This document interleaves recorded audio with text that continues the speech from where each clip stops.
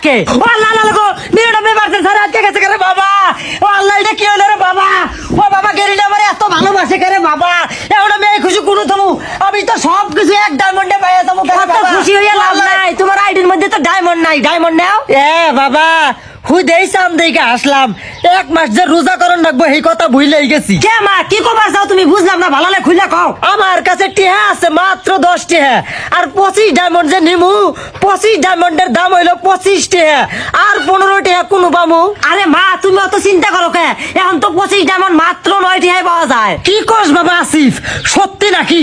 কিন্তু কোন দিকে নিমু? কে মা, হায়াতের জবাব থেকে নিমু? ওরে আল্লাহ, আমার কাছে আছে মাত্র 10 টিহা, আর 25 ডায়মন্ড নেওয়ার পরেও তুই 1 টিহা বাঁচবো।